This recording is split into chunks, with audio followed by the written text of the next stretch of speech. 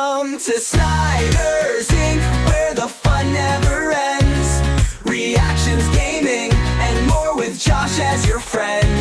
Tune in, buckle up, it's a ride you don't wanna miss. Snyder's Inc., let's dive in, feel the ultimate bliss. Hello everybody, welcome to Snyder's Inc., and today we have got a wrestling reaction, and this is 10 great wrestling world champions who have one terrible match. I'm guessing this is one terrible match during a run. I'm gonna see with a belt. And we're gonna see what you think, ladies and gentlemen. Hit the like button, hit subscribe button, comment what you think down below. If you'd like to help me out with donations, you could do a super thanks or link to our PayPal is in the description below. Let's go. World champion of a major wrestling organization is supposed to be the best of the best, the person relied upon to produce exciting, if not great, blockbuster matches and defend the title with pride. As good as some world title reigns are, however, they can end up being blighted by one notable clanger that messes up an otherwise impressive resume. A clash of styles, a hostile crowd, or bad creative have, in the past, made the richest prize feel like the biggest albatross. I'm Adam Pacitti from Cultaholic Wrestling, and these are 10 great pro wrestling world We'll see how many of these I agree on that they were the one terrible match. champions who had one terrible match. Join us. Number 10, The Undertaker vs. Farouk at King of the Ring 1997. The Undertaker... I have no memory of this match even existed, so I will go along with this because I don't remember this match at all. His second WWE title run was much better than his first. I mean, to be fair, his first one only lasted 6 days, so it would be hard not to be, right? The dead man had to wait 5.5 years before getting his hands on it again, beating Sid in the dreary main event of WrestleMania 13. The manner in which he won the title may have been uninspired, but the reign itself yielded several entertaining defenses against the likes of Mankind, Steve Austin, Vader, and Bret Hart. Not included in that illustrious company is Farouk, who challenged Taker for the title at the King of the Ring pay-per-view. The show, apart from a corker between Austin and Shawn Michaels, had been a bit of a dud, and the headliner couldn't hope to save it. On the contrary, this sluggish, interference-filled brawl only succeeded in dragging the show down further. It was boring, it was bad, and it mercifully came to an end after close to 14 minutes when the champ hit the Nation of Domination leader with a tombstone. Rest in piss. Number 9, Rick Rude vs. Masahiro Chono at Halloween Havoc 1992. On August 12th, There's another one I have no memory of, but this was before I was even born, so it makes sense why I wouldn't know this one. 1992, Masahiro Chono defeated Rick Oh, these are the answers I get, where a bunch of these are before I was born and before I could remember them. Rude in Tokyo's Sumo Hall to win the vacant NWA World's Heavyweight title in what doubled as the finals of New Japan Pro Wrestling's G1 Climax. A 30-minute stunner, the match was awarded 4.5 stars by Dave Meltzer, whoever that is, and is considered among the finest matches in both men's legendary careers. Considering the high bar they had set in the Far East, the rematch at WCW's Halloween Havoc pay-per-view less than 3 months later has to be considered one of the most disappointing sequels in wrestling history. To be fair, Chono just wasn't the same here, having just had his neck broken during a match against Steve Austin a month prior, and by rights shouldn't have been anywhere near the ring. However, he was, defending his title against Ravishing Rick in what turned out to be a lethargic, rest-hold-filled slog. You can't exactly blame them for taking it easy given the champ's condition, but this was a major world title match on pay-per-view lest we forget. Adding insult to literal injury, the bout ended on a very unsatisfying disqualification thanks to that dodgy over-the-top rope rule. Number 8, Roman Reigns vs. Jey Uso at SummerSlam 2023. Yeah. What should have been an end of a 3-year storyline ended with an absolute dud. Oh. This should not be the one bad match. Yet it is the one bad match. And that's what is so sad. And that's what breaks my heart. Because this shouldn't have been the bad match. Say what you will about WWE's decision to have Roman Reigns hold his title for, what is it now, about 15 years, but more often than not, the tribal chief delivers when it matters. And he kinda has to, doesn't he, since he only wrestles about 6 matches a year or something. One of the occasions fans were expecting an epic was in the main event of SummerSlam 2023, as the saga of the Bloodlines infighting led to Roman's empire being threatened by his own flesh and blood. Reigns and Jey Uso had previously had a banger too at Hell in a Cell 2020. That took place in front of nobody inside the Thunderdome, while the SummerSlam sequel was taking place in a packed stadium. Surely they were going to pay off the storyline with a match for the ages, right? Sadly, their tribal combat clash was the worst match on the show and the weakest defense in Roman's long title reign. Slow, boring, and predictable, it finally ended after 36 minutes when Jimmy Uso... That is also insane, because we're talking about... Because there's the Cena match, right? Because the Brock matches are what they are, but they're at least somewhat entertaining. You just don't care, right? Because you're sick of seeing them. But they're at least, if you look at them as a match, they're fine. I feel like the reason this is on here is because of the hype and everything around it. This should have been an epic battle, an epic end to the Bloodline story. And yet it fell flat in every way. I think that's why this is on this list. So turned on his twin just to drag this thing out even more. Number 7, Kurt Angle versus Mark Henry at Royal Rumble 2. This main event, that's my issue with this. This main event's the show. And it's so shit. It's so bad. And considering he faces Undertaker and Orton and Angle and Mysterio after this, like, he faces all his great ones, and yet this is just a massive fucking shit fest. This sucks. This sucks.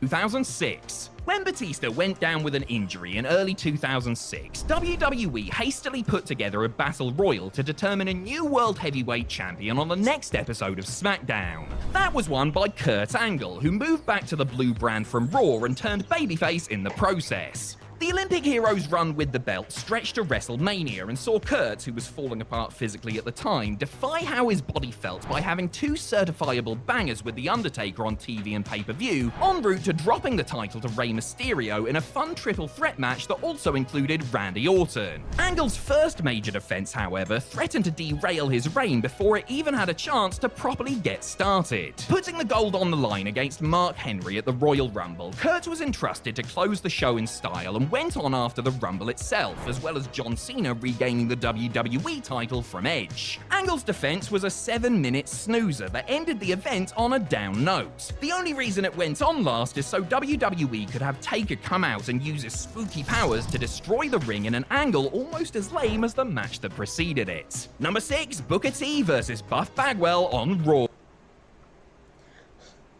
I'm not gonna even say this one, because anything these guys did WCW related was pretty shit most part, because that was by design. They wanted you to hate everything about this. When Vince McMahon and WWE bought WCW in March of 2001, there were initially plans to relaunch the promotion as its own brand once again, with the working idea that Raw would become the WCW show, while SmackDown would become the WWE show. Those plans were promptly thrown into the bin after the extremely negative reaction to WWE's decision to run a WCW World Heavyweight title match in the main event of the July 2nd, 2001 edition of Raw. Booker T, who had won the title on the final episode of Nitro, defended against Buff Bagwell, with WWE adding WCW logos and commentary team to make it feel more authentic. Well, it certainly was authentic. What are you gonna do? What were they thinking? There were so many flaws with this idea that, like, it wasn't even gonna work. There were so many flaws with this idea. Why would you do this? What were you thinking? Authentic, authentically rubbish. Booker was a great champion and had proven time and time again that he could have a good match with just about anyone. On this night, however, the stuff was all over the place, putting in a performance so shoddy that fans in Tacoma, Washington completely turned on the presentation, which convinced WWE to go with the invasion angle instead of bringing back WCW from the dead. And nobody ended up digging that. Sucker! Number 5, Ric Flair versus the Junkyard Dog. Yeah, that's a bad match, but whatever. I'm just going off of Jim Cornette. China Squad was screaming this was a bad match. That it should not have happened at a Clash of the Champions. At Clash of the Champions 11. Despite never being the best worker in the world, the Junkyard Dog was a big draw in his day, particularly for Bill Watts in the Mid-South territory. And that's why he was in the main event of Clash of Champions, only because the booker at the time, Bill Watts. In the early 1980s. That popularity is pretty much the only reason he was given a chance to headline opposite Ric Flair in 1990, despite being several years past his best. Well, I suppose if anyone could get a good match out of him at this stage of his career, it would be the Nature Boy, wouldn't it?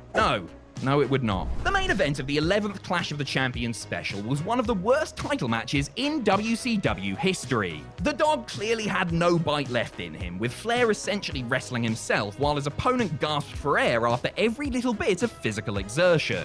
The crowd still loved the Junkyard Dog mind and reacted to him no-selling the champ's offense, including chair shots for 6.5 minutes that felt more like hours. It's sad watching JYD in this state because he's so physically gone and can't do much of anything, let alone go toe-to-toe with somebody like Ric Flair. Number 4, Chris Benoit versus Eugene on Raw. Chris Benoit realized an improbable... Is this the one where Triple H just beats the hell out of him? I think this has to be. Because I don't think this actually ever is an actual match, it's just an angle. Which is probably why it's one terrible match. When he beat Triple H and Shawn Michaels in the main event of WrestleMania 20 to become the WWE World Heavyweight Champion. A rematch at Backlash was first class, while singles matches with The Game and the Heartbreak Kid, as well as Kane, were all superior. It shouldn't come as a surprise that somebody as good and consistent as the Rabid Wolverine would put together a great run with the big gold belt, and then he ran into Eugene. It seems absurd looking back at it now, but Eric Bischoff's kayfabe nephew was all over Raw at the time. This led to a situation where Nick Dinsmore's alter ego got a shot at Benoit's title in the main event of Monday Night Raw. The Eugene character had short shelf life and a low ceiling, so it's hard to suspend disbelief while watching him try to win the industry's top prize from one of the best to ever lace up a pair of boots. Mercifully, it was short and technically alright, ending in a DQ following interference from Evolution. It was just a bit hard to get your head around the booking and sticks out like a big stiff knob next to Benoit's other defenses. Number 3, Randy Orton versus The Big Show at... No, see, this is my argument. It's not that this match is good. This whole reign is awful. Randy Orton's whole reign is awful. I don't know why people acting like it's a good reign. This is a terrible reign in 2013. Let's run this down. He wins it at SummerSlam via the cash-in. Good, that's good. Lose it at Night of Champions due to a fast count by the referee. He then has the match at Battleground where Big Show knocks both of them out. They then have the Hell in a Cell match, which is fine, but it sets up a match that was never going to happen with Shawn Michaels and Daniel Bryan. Then there's this shit. Then there's the TLC match where he gets Cena and he wins the Undisputed title and no one cared. Then there's the Rumble rematch when no one gave a fuck because it was the match with Cena and the crowd hated everything about it. The Chamber match is good and the main event is good. This has only a very, 2 good matches in it, and it's pretty much the last 2. This whole reign sucks. I hate everything about this title reign. At Survivor Series 2013. The professional wrestling style of Randy Orton may be an acquired taste for some, what with his penchant for, especially as a heel, deliberately pacing matches and utilizing a lot of rest holds like chin locks. But there is no denying that he's a great worker, represented WWE well as champion, and could usually be counted on to have a solid, if unspectacular, match with most. Big Show, as it turns out, is not most. The Viper and the world's largest athlete was the last match on the bill at Survivor Series 2013, with Orton's WWE title on the line. That it was centered around a feud between Show and the Authority didn't help much, nor did the fact that WWE tried to transfer the beloved Daniel Bryan's popularity onto the challenger. The silence that greeted the match should tell you that it didn't work. Had the two men went out there and tore the house down with their wrestling, it might have evoked a response, but the action was about as exciting as eating dry bread and drinking tap water while watching paint dry on a Sunday morning. And that's being generous. Number 2, Big Show versus Batista on ECW on Sunday. Change the channel! Change the channel! That's the chant I remember from this match. Change the I have never heard that before, and I've never heard that after. I have never heard a crowd chant, change the channel, in my life. except for this match. Sci-fi. Straight back in with the big show now, going back in time to 2006 when he was reigning as ECW champion. Listen, not many people who were watching at the time are going to fondly reminisce about Show's title reign, but when you look at it on the whole, it really wasn't all that bad. The world's largest athlete was presented as a force to be reckoned with and had some decent title matches with Rob Van Dam, Sabu, Kane, The Undertaker, and Ric Flair before dropping it to Bobby Lashley inside the Extreme Elimination Chamber. His match with Batista, who had World Heavyweight Champion King Booker in his sights, was not only a bad match, but it was completely and utterly rejected by the crowd in the Hammerstein Ballroom, who essentially hijacked it and turned it into a farce. A hilarious turn of events that turned the bout into a spectacle. If nothing else, it still didn't quite make up for the abysmal in-ring action. This match was the antithesis of what the hardcore ECW audience wanted, and they let Big Dave, Big Show, and the Big Cheese backstage know all about it. Number 1, Batista versus the Great Khali at No Mercy 2007. A little over a year after the Hammerstein fiasco, Batista was riding high as World Heavyweight Champion. He won the belt at Unforgiven in a triple threat match with Rey Mysterio and the Great Khali, and would go on to defend the title in some great matches with The Undertaker and Edge before dropping it to the Rated R Superstar in a triple threat match also featuring the Phenom. Batista's first test as champ was giving Khali his rematch, and this wouldn't just be any old match, this would be the Giant signature match, the Punjabi Prison. It was his signature match despite the fact that he had never been in one before, but still, No Mercy 2007 was flooded with world title matches, with Triple H and Orton having a pair of them over the WWE title, The Game defending against Umaga in between those, and CM Punk defending his ECW title against Big Daddy V. This one, though, was the worst of the lot by some distance, even though the champ was trying his very best. I mean, there's just not that much you can do with a 7-foot, 400-pound slab of uncoordinated concrete, is there? The finish, with Batista leaping between structures and racing Khali to the bottom, was admittedly pretty damn cool, but not quite cool enough to redeem the previous 14 minutes. Ladies and gentlemen, let me know what you think of this in the comments. Let me know what you think is the worst out of all of these. Let me know if you agree with me on Randy Orton. Ladies and gentlemen, hit the like button, hit subscribe button, comment what you think down below. Thank you all for watching. I'll see you all for the next one.